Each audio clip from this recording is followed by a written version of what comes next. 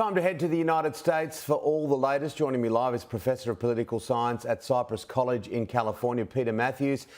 Peter, Marjorie Taylor Greene has again publicly called for a national divorce between red and blue states. Will she face any consequences, do you think, from Kevin McCarthy, particularly given other Republicans like Mitt Romney, Spencer Cox have condemned it? She absolutely should. This is outrageous to actually call for the breakup of the United States. I think it's subversive. I don't know, that's probably the ultimate one. And you're looking at provoking the possibility of a new civil war and talking about those things. It's outrageous. Marjorie Taylor Greene should go back to doing legislation and actually do some work in the Congress and stop inciting people in terrible, nefarious ways here. I believe McCarthy should be very firm about this and condemn her, as other people have, as Mitt Romney has done, and other Republicans and Democrats have. Peter, President Biden made a surprise visit to Kyiv on the anniversary of the invasion. Is this a signal of total commitment from his administration?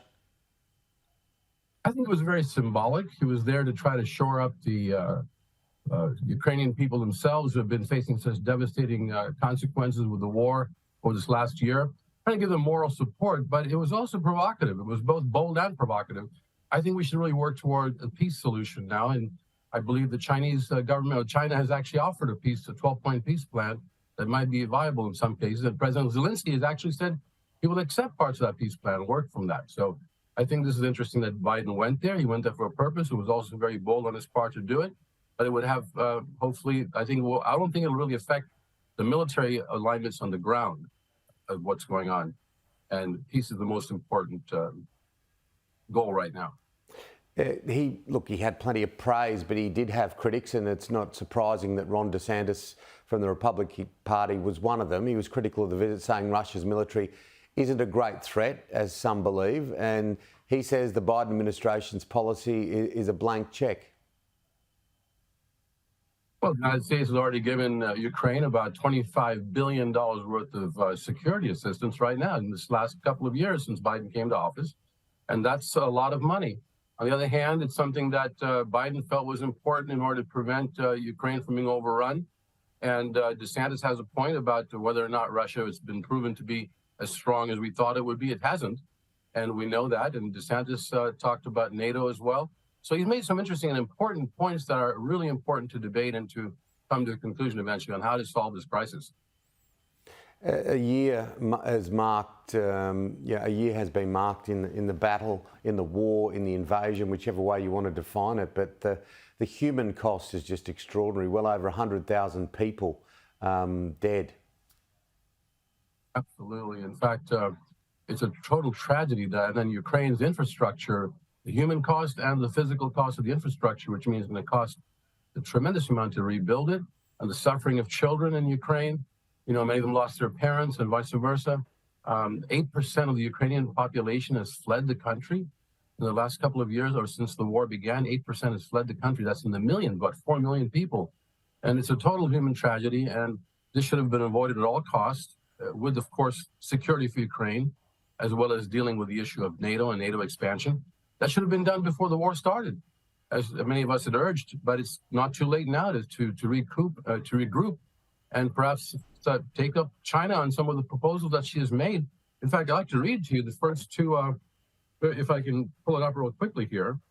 The first 2 points that China makes is, the number one is respecting the sovereignty of all countries, and then explains universally recognized international law, including the purposes and principles of the United Nations Charter, must be strictly observed.